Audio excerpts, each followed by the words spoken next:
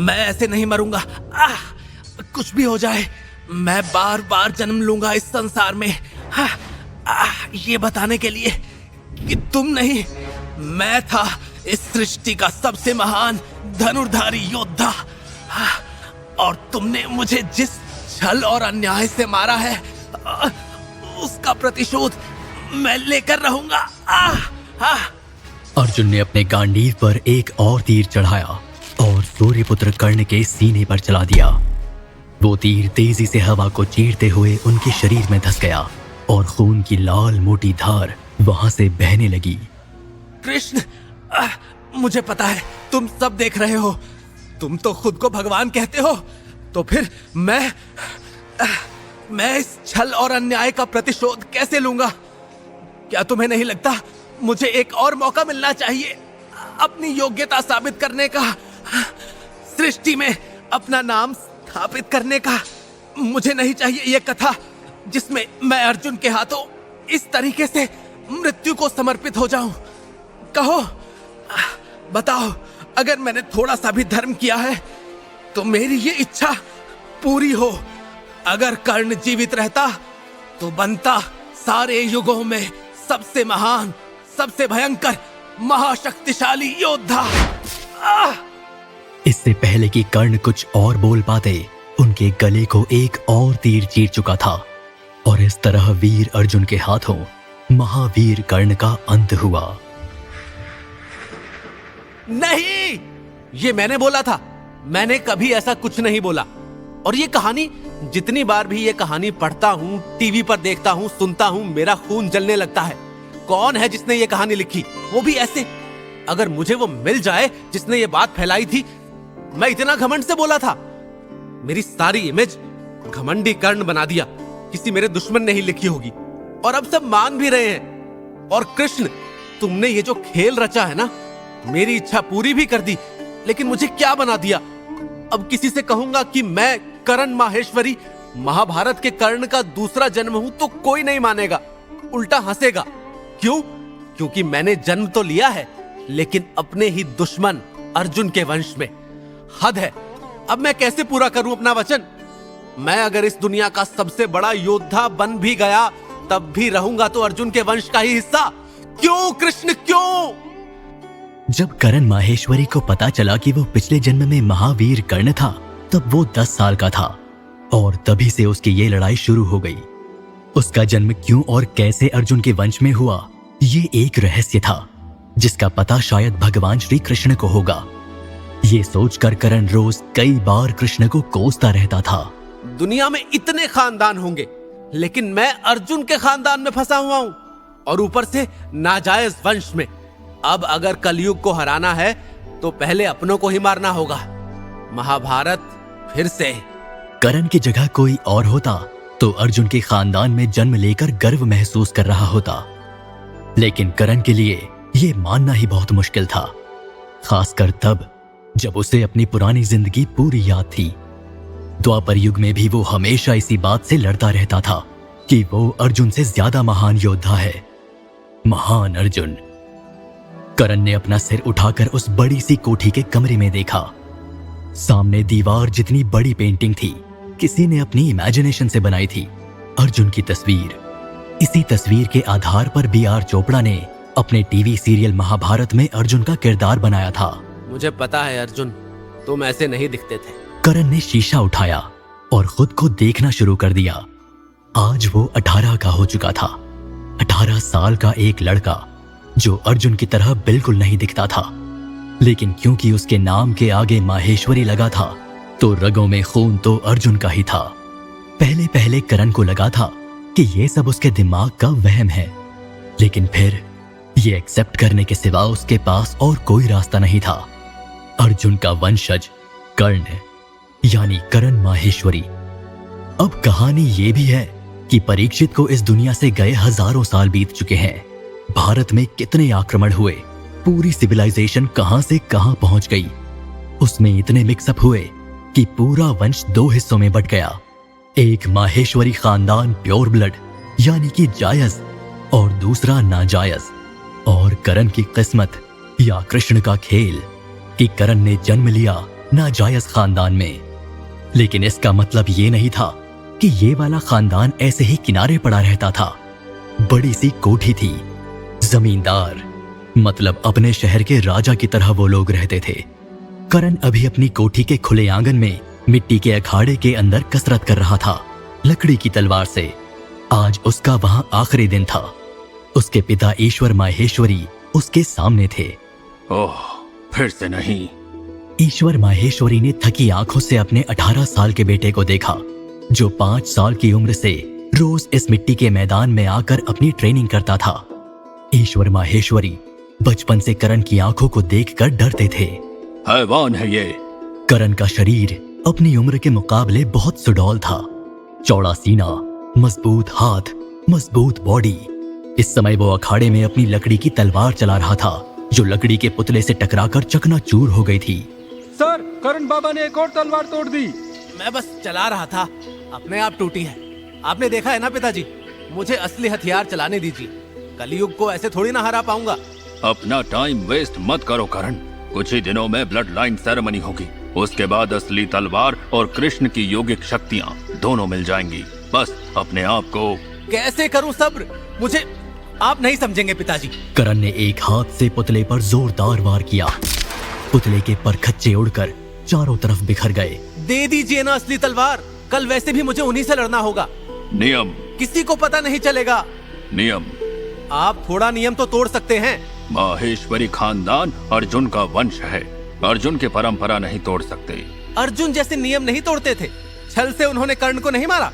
क्या? कुछ नहीं। सेरेमनी। माहेश्वरी खानदान में हर 12 साल में एक दिन आता था जब सब कुछ बदल सकता था। वंश स्थापन समारोह, यानी ब्लड लाइन सेरेमनी।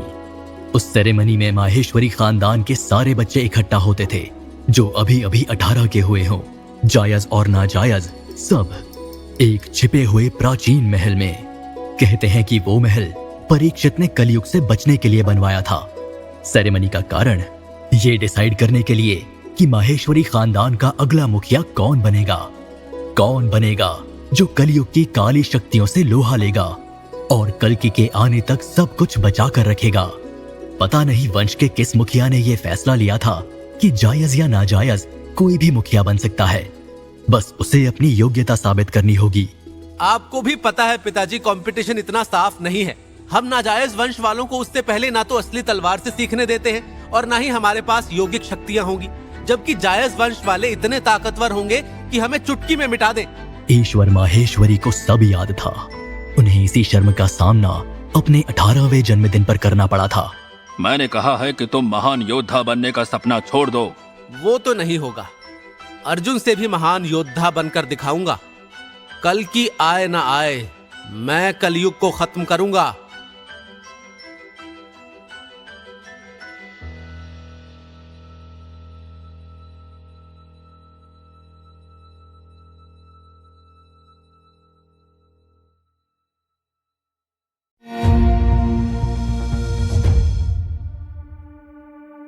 मैं अर्जुन से भी महान योद्धा बनकर दिखाऊंगा। कल की आए ना आए, मैं कलयुग को खत्म करूंगा। ईश्वर माहेश्वरी चुप हो गए। अगले दिन वो लोग प्रयागराज के उस गांव से निकलकर बनारस के किनारे बसे जंगल में जा रहे थे। थोड़ी दूर जाकर जंगल इतना घना हो गया कि गाड़ी अंदर नहीं जा सकती थी। तब ईश्वर उतरे और उनके पीछे करण भी। ईश्वर माहेश्वरी ने वहां पड़ी एक चट्टान पर एक खास जगह पर अपना हाथ रखा। एक तेज रोशनी हुई और नीचे सीढ़ियां बन गई। वो लोग अंदर घुस गए। अंदर एक गुफा आई। जब वो गुफा से बाहर निकले तो करण की आंखें फटी की फटी रह गईं। सामने एक और जंगल था। चारों तरफ जंगल से घिरे हुए मैदान के बीच एक प्राचीन महल, जैसे कि उसे सदियों पुराने समय से उठाकर यहां रख दिया गया हो। उस महल के गेट पर अर्जुन बने हुए थे, हाथों में गांडीव लिए। करण उसे देखकर जल उठा। बस, मैं इसके अंदर नहीं जा सकता। अंदर भी नहीं? नाजायज वंश महल के अंदर नहीं जा सकता। आप चिंता मत करिए पिताजी, एक दिन मैं इस वंश का मुखिया बनकर आपको इज्जत समेत अंदर लेकर आऊंगा और इस गेट पर तब मैं अपना पुतला बनवाऊंगा। ईश्वर ने अपने बेटे को डरते हुए गले लगाया और वहां से चले गए। करण सामने चला ही था कि नीले सूट में एक आदमी उसके पास आया। उसकी बड़ी मूछें उसे बड़ा रौबदार बना रही थी। उसने झुककर करण को नमस्ते किया। राजकुमार नमस्कार, मेरा नाम गरुण है। बैकुंठ वाले? वो मेरे पिता के पिता के पिता, मतलब हमारा वंश उनसे शुरू हुआ था। तुम यहाँ के रक्षक हो? जी, और आपका एस्कॉर्ट। गरुण ने अपने कोट से एक डिवाइस निकाला और उस पर करण को हाथ रखने के लिए कहा। करण के हाथ रखते ही उस पर उसके बारे में सारी जानकारी आ गई।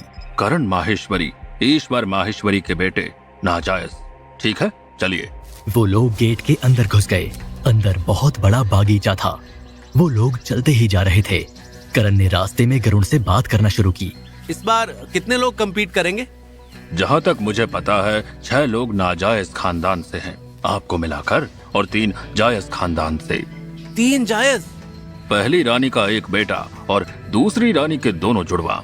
जब वो दोनों महल के अंदर घुसे तो गरुण ने तुरंत एक लड़की नीना को बुलाया। नीना, ये करण माहेश्वरी हैं। इनकी देखभाल की जिम्मेदारी तुम्हारी है। करण, कुछ भी जरूरत हो तो तुम्हें नीना को आवाज देनी है। और गरुण तुरंत चला गया। करण ने महल को देखा। उसमें सब कुछ था। बड़ी टीवी, कंप्यूटर्स, जैसे पुराने महल को इंटरनेट के जमाने में फ्यूज कर दिया गया हो। Neena, yes sir. अखाड़ा कहाँ है? क्यों सर, आराम नहीं करेंगे? नहीं, मैंने सुना है जायज माहेश्वरी नाजायज वालों से नफरत करते हैं, तो नफरत का सामना करने के लिए अपने आप को मजबूत तो रखना पड़ता है। वैसे महाभारत में तुम्हारा फेवरेट वॉरियर कौन था? अर्जुन। करण को अर्जुन का नाम सुनते ही फिर जलन हुई। वो मन में सोचने लगा कि अगर वो जिंदा रहता तो क्या उसका वंश भी ऐसा ही होता। नीना उसे लेकर अखाड़े में गई। उसी महल के एक कमरे में शीना और शिवराज अपनी योगिक शक्तियों से लड़ रहे थे। अचानक से शीना का ध्यान खिड़की से बाहर गया। शिवराज, कोई नाजायज आया है। चलो फिर उसे उसकी औकात दिखाई जाए। अखाड़े में पहुंचते ही करण को सामने रैक्स दिखी जिनमें तरह तरह के हथियार रखे थे। तलवार, भाले, तीर कमान, बंदूकें, ग्रेनेड। उसकी आंखें फटी की फटी रह गईं। उसने सामने एक तलवार देखी जो चमक रही थी। उसके हाथ उस तलवार को छूने बढ़े ही थे कि एक आवाज पूरे महल में गूंज उठी। किसी भी नाजायज माहेश्वरी को असली तलवार छूना मना है। ट्रेनिंग के लिए वो लकड़ी के हथियार इस्तेमाल कर सकते हैं। करण के खून में जैसे जहर घुल गया। उसने गुस्से से अपना पैर पटका और सामने रखी लकड़ी की तलवार को उठा लिया। उसे वो बहुत हल्की लगी तो वो दूसरे हथियारों को देखने लगा। अर्जुन, तुम्हारे वंश में तुम देखो, एक बार मैं हेड बन जाऊं, फिर इस वंश के साथ क्या करता हूं। तभी करण की नजर एक भाले पर पड़ी। उसने उसे उठाया और अपनी शर्ट उतार दी। वो नंगे बदन अखाड़े में उस भाले से प्रैक्टिस करने लगा। उसने अपने दोनों हाथों और पैरों में रेत की गठरियां बांध ली। तभी वहां पर शिवराज और शीना आ गए। शिवराज ध्यान से करण को देखने लगा। नीना, ये नाजायज क्या कर रहा है? इससे पहले नीना जवाब दे पाती, करण ने अपने भाले को शिवराज की तरफ तान दिया था। जायज अंधे होते हैं क्या? क्यों बोलो? दिख नहीं रहा कि प्रैक्टिस कर रहा हूँ। हाँ? किस लिए? जाना तो तुझे वापस मुंह लटका कर ही है, अपने बाप की तरह।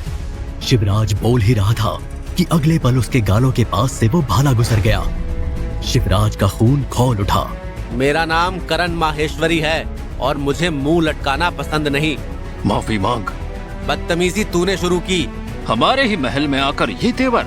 तुझे पता नहीं है क्या कि नाजायज को मुंह लटका कर चलना होता है? मैं सिर उठा कर चलूंगा। उससे पहले तुझे मुझे हराना होगा। आजा, युद्ध करते हैं। मंजूर है?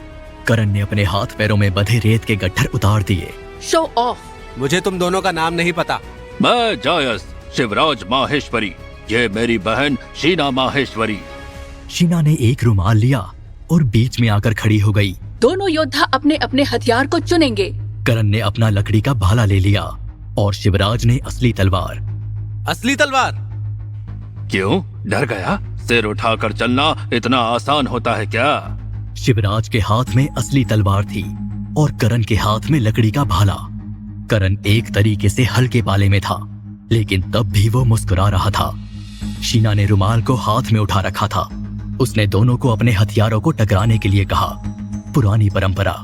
दोनों योद्धाओं ने अपने हथियारों को एक बार आपस में टकराया और पीछे हटकर तैयार हो गए। करण अपने दोनों पैर पर खड़ा होकर भाले को आगे किए हुए था। शिवराज कुशलता से तलवार चलाकर पोजीशन में था। शीना ने रुमाल को हवा में उछाल दिया। जैसे ही रुमाल नीचे गिरा, शिवराज ने उछलकर करण पर वार किया। करण तुरंत ही जमीन पर लेटकर किनारे हट गया। उसकी स्पीड शिवराज से तेज थी।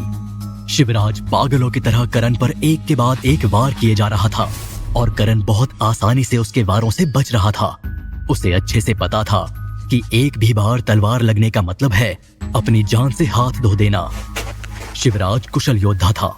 उसे बचपन से संसार की हर विधा में तलवार चलाने की ट्रेनिंग मिली थी और करण के पास थी बस उसकी ट्रेनिंग। लेकिन उसके अंदर कर्ण था, योद्धा कर्ण, जिसने परशुराम से सीखा था। उसने बचपन से अपने शरीर को कर्ण की शिक्षा के लिए ढाला था। करण पीछे हटा और सीधे खड़े हो गया। शिवराज मुस्कुरा उठा। अब करण के लिए बचने का कोई रास्ता नहीं बचा था। उसने उछलकर अपनी तलवार ऊपर की और करण के कंधे पर चलाई कि तभी उसके पेट में कुछ भारी सा लगा और उसके मुंह से खून निकल पड़ा। लकड़ी का भाला उसके पेट में धंसा हुआ था। उसकी आंत अंदर से पिचक गई थी। करण ने उसे भाले पर इस तरह से टांग लिया था कि वो अंदर नहीं घुसा था, लेकिन गहरी चोट थी। अगले ही पल शिवराज मिट्टी में पड़ा था और खून खांस रहा था।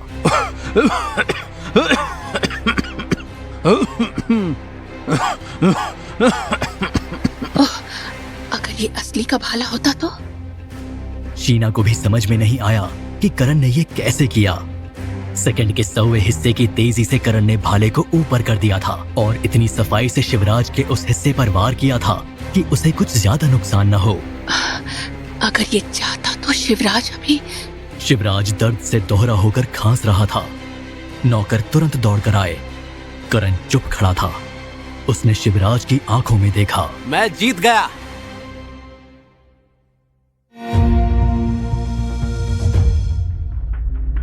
शिवराज दर्द से कराह रहा था। उसके आंसू निकल रहे थे। ओह, ओह, ओह, ओह, ओह। नहीं, उसे ट्रेनिंग कहते हैं। भगवान ने तुम्हें सुंदरता दी है, लेकिन दिमाग नहीं।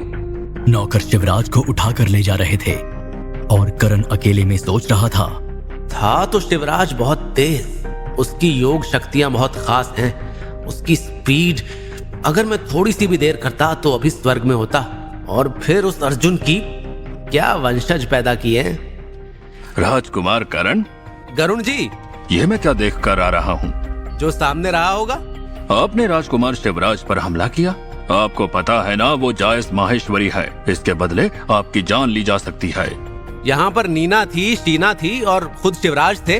महल के सब लोग देख रहे थे। राजकुमार शिवराज माहेश्वरी ने खुद मुझे ड्यूल के लिए ललकारा था। और आपने हाँ कह दी। क्या एक माहेश्वरी सामने से आए चैलेंज को मना कर सकता है? गरुड़ गुस्से में वहां से चला गया।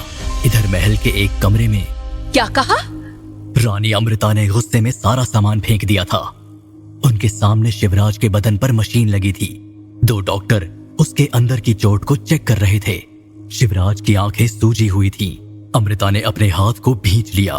मेरे बेटे शिवराज ने एक नाजायज को लड़ाई के लिए ललकारा और हार गया। हाँ माँ, हरका को बुलाओ। कुछ ही देर में वहाँ एक 6 फुट का योद्धा सामने खड़ा था। रानी अमृता, आपने याद किया? आपने क्या ट्रेनिंग दी है मेरे बेटे को? वो एक नाजायज के हाथों हार गया। मैंने देखा है वो युद्ध। मैं अपने कमरे की खिड़की से सब देख रहा था। क्या उसके पास यौगिक शक्तियाँ हैं? नहीं। फिर जब मेरे बेटे के पास यौगिक शक्तियाँ हैं, तो भी वो कैसे हार गया? अभी कुछ कहा नहीं जा सकता रानी। शिवराज को एक जोरदार चांटा मारा। शिवराज का चेहरा घूम गया। बेवकूफ, एक नाजायज जिसके पास यौगिक शक्ति भी नहीं है और जिसके पास लकड़ी का हथियार था, उससे तुम लड़े जिसके पास यौगिक शक्ति है। सालों की पूरी दुनिया की हर मार्शल आर्ट्स की ट्रेनिंग है और हार गए। नाकारा और खून की उल्टी कर रहे हो। अमृता ने लगातार 2 चांटे शिवराज को और मारे। शिवराज ने खुद के हाथ सामने कर दिए। माफ करना माँ। अभी तुम्हारे पिता वापस आएंगे तो वो क्या देखेंगे? ये हश्र है जायज वंश का, और वो तनुजा, उसे पता चल गया होगा। उसका सामना मैं कैसे करूंगी? तुम्हारे पिता कभी तुम्हें वंश का मुखिया नहीं बनाएंगे। वो सब मुझ पर हंसेंगे। मैं दोबारा उससे लड़ूंगा। दोबारा? एक बार हार कर भी अकल नहीं आई बेवकूफ। और शीना, तुम तो समझदार हो। जब तक ये कंपटीशन नहीं हो जाता उससे कोई झगड़ा मत करना। लेकिन मेरा बदला। चुप बेवकूफ, हार का। हाँ रानी। अगर तुम इस खानदान में सालों से नहीं होते तो मैं अभी तुम्हारे शरीर के टुकड़े टुकड़े कर देती, और मुझे उसके लिए अपनी योगिक शक्ति भी इस्तेमाल नहीं करनी पड़ती। क्या सिखा रहे हो तुम मेरे बच्चों को? और कैसे प्रोटेक्ट करोगे मेरे पति को? हारका की उम्र 1000 सालों से ज्यादा थी। वो इस महल के हर मुखिया का रक्षक था और साथ में उनके बच्चों का ट्रेनर भी। आगे से ऐसा नहीं होगा। जाओ, इस बेवकूफ को ले जाओ और सिखाओ कि अभी सेरेमनी के दौरान ये बेइज्जती ना करवाए। और शीना, तुम रुकना। जब वो लोग चले गए तो अमृता ने शीना को अपने पास बुलाया। शीना, उस नाजायज का नाम क्या है? करण। तुमने भी उसे डुएल के लिए कहा? नहीं। क्यों? क्योंकि वो जैसे लड़ रहा था वैसे मैंने किसी को नहीं देखा। मैं नहीं जीत पाती। गुड। अगर तुम भी हार कर यहाँ आती तो मैं अपनी भी जान ले लेती और तुम्हारी भी। माँ, ऐसी बातें मत करो। उस लड़के के बारे में और बताओ। उसमें कुछ अलग है माँ, कुछ पुराना। उसकी आंखें जैसे हर चीज से बदला लेना चाहती हैं। तुम उस लड़के को सबक सिखाना चाहती हो बहुत जोरों से, लेकिन उससे पहले तुम्हें उससे दोस्ती करनी होगी। दोस्ती? हाँ, ऐसे ताकतवर लोग दोस्त होने चाहिए। आगे समझ जाओगी, पर ध्यान रखना उससे अभी लड़ना नहीं, सही मौका आने पर। ठीक है? समझ गई। अमृता ने अपने गुस्से पर बहुत काबू किया था। उसके मन में था कि वो एक पल में करण की जान ले ले, लेकिन 300 साल पहले एक भयंकर लड़ाई के बाद ये समझौता हुआ था कि माहेश्वरी वंश में एक दूसरे की जान नहीं ले सकते। उसका अंजाम बहुत बुरा होना था। जिसने भी मारा होगा उसकी पूरी ब्लड लाइन को खत्म कर दिया जाएगा। अमृता अपने वंश के ऊपर ये नहीं होने दे सकती थी। कुछ नहीं हुआ नीना, कुछ होना था। मतलब सर, आपको क्या लग रहा था? मुझे लग रहा था कि कुछ तो पनिशमेंट मिलेगी। मैंने आखिर जायज वंश के राजकुमार को मौत के किनारे तक पहुंचा दिया। और ये बताओ, तुम्हें डर नहीं? किस बात का? तुम आखिर मेरे साथ हो। एक तो मैं नाजायज, ऊपर से अब सब मुझसे और नफरत करेंगे। खैर, मैं और ट्रेनिंग करने जा रहा हूँ, तुम सो जाओ। करण को अपना शरीर हमेशा कम लगता था। उसे लगता था कि अगर उसके पास बेहतर शरीर होता तो उसने कर्ण के रूप में पिछले जन्म में जो विद्या सीखी थी उसका इस्तेमाल कर पाता, लेकिन वो नहीं हो रहा था। इस वजह से वो लगातार और ट्रेनिंग करता रहता था। जब वो अखाड़े में पहुंचा तो शीना पहले से ही मौजूद तुम यहाँ क्या कर रही हो? तुम यहाँ क्या कर रही हो? तुम्हारा इंतजार। तुम्हारे साथ ट्रेनिंग करूंगी। तुम्हारा भाई? उसे हार का ट्रेन कर रहा है। तुम्हें पता है, शिवराज को माँ ने भी लताड़ा। माँ मतलब रानी? रानी अमृता, दूसरी रानी। तुम्हें नहीं लगता उनको मुझे मारना था? पता नहीं, अभी तो उन्होंने कहा है मुझे तुमसे दोस्ती करनी चाहिए। अच्छा, तो कैसे करेंगे? ट्रेनिंग करके। करण ने कुछ नहीं कहा और ट्रेनिंग करने लगा।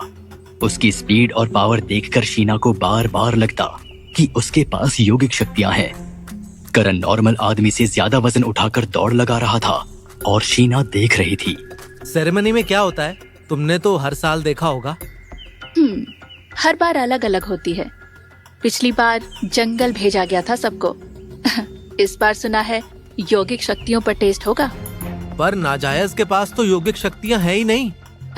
मुझे नहीं पता। शीना के जाने के बाद करण वहाँ खड़े अर्जुन को कोसता रहा। क्या अर्जुन, इतना अन्याय! तुम चले गए लेकिन ये सब छोड़ गए। अगले दिन करण की मुलाकात और लोगों से हुई। दमन, हंसा और जोरम तीनों नाजायज थे, लेकिन वो इतने कमजोर थे कि करण ने उन्हें देखते ही सोच लिया कि ये तो मुखिया बनने से रहे। करण अगले दिन भी ट्रेनिंग करता रहा।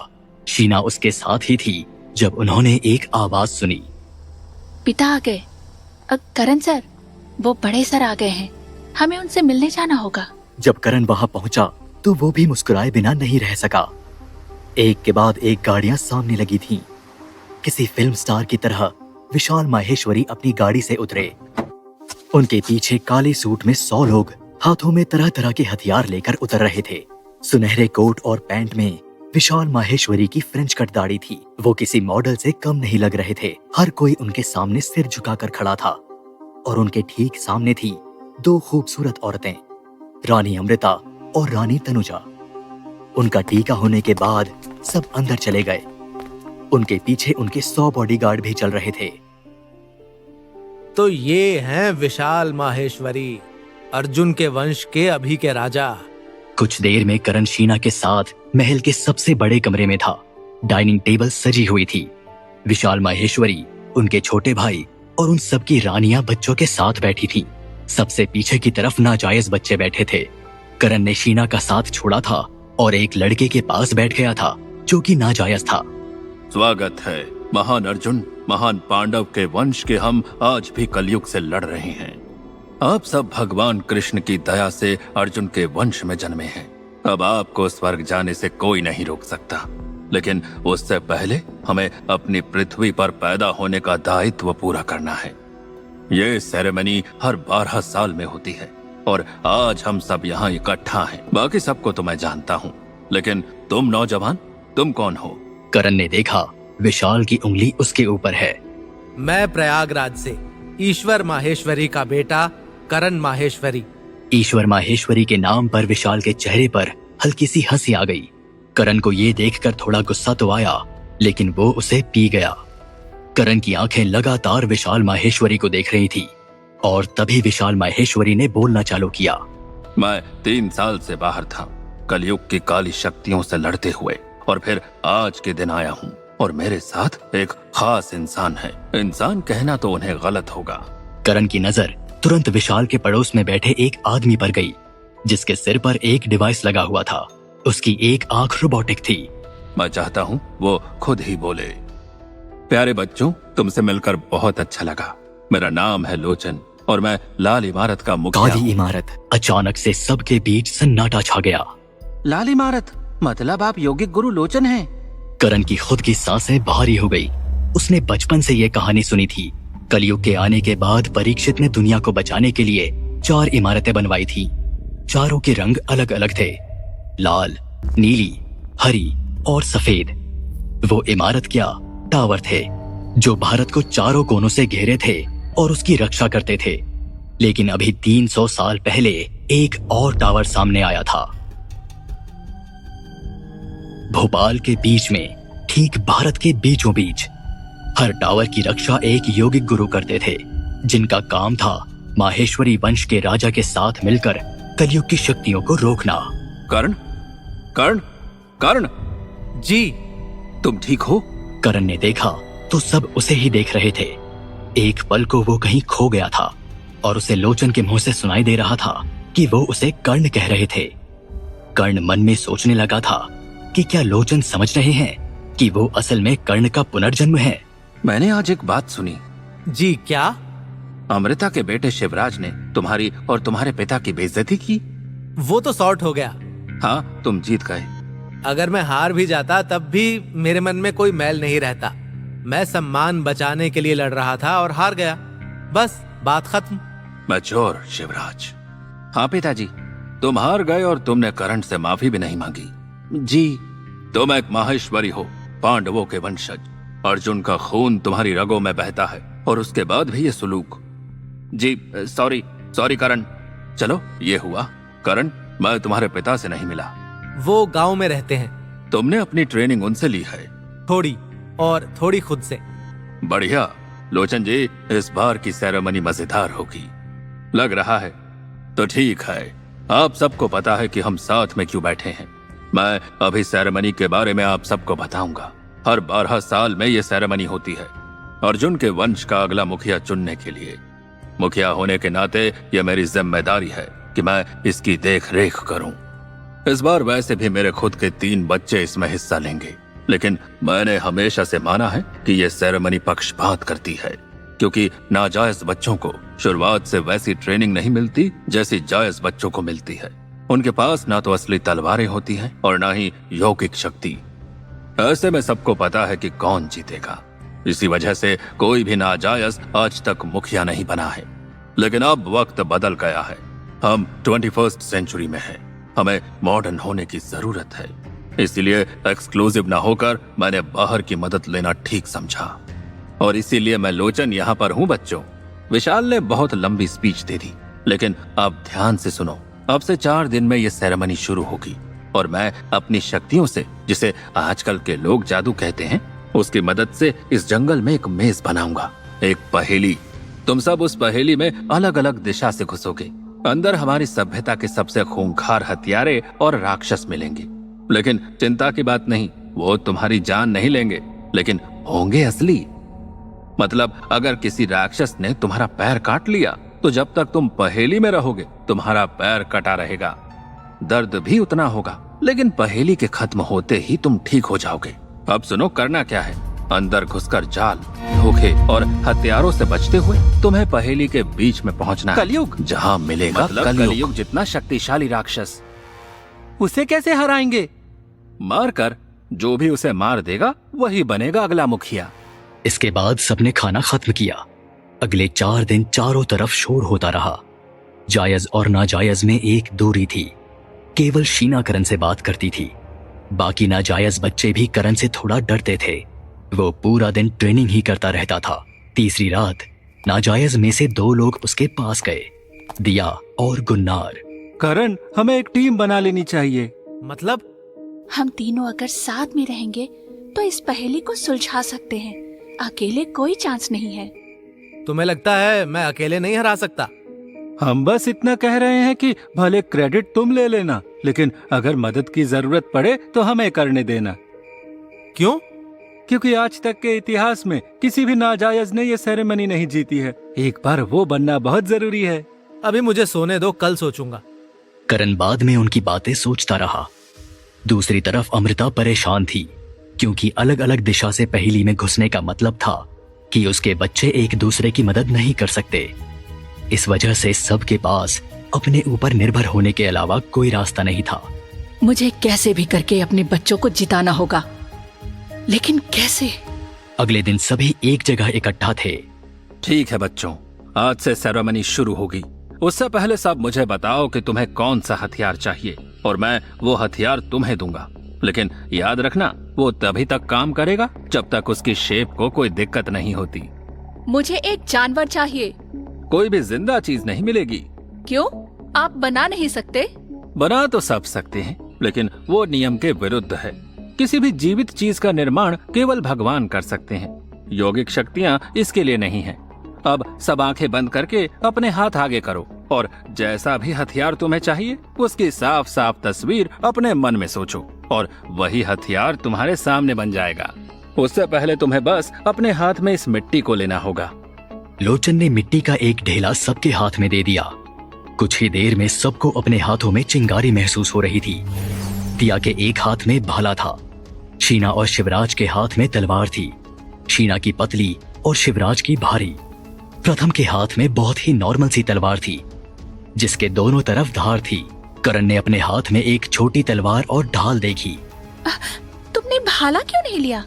तुम वो अच्छा चलाते हो। मैं तलवारबाज भी अच्छा हूँ। कह दो कि हर चीज में अच्छे हो। हर चीज में अच्छा हूँ। शीना, हाँ। अगर हम पहेली के अंदर मिले तो तुम क्या करोगी? अब क्या मतलब? तुम लड़ोगी मुझसे? शीना ने लोचन की तरफ देखा। ये कंपटीशन है, याद रखना। तो आपस में लड़ सकते हैं, आखिर विजेता तो कोई एक ही बनेगा। उसके बाद हर कोई पूरी पहेली के अलग अलग दरवाजों पर खड़ा था। शंख की एक आवाज आई।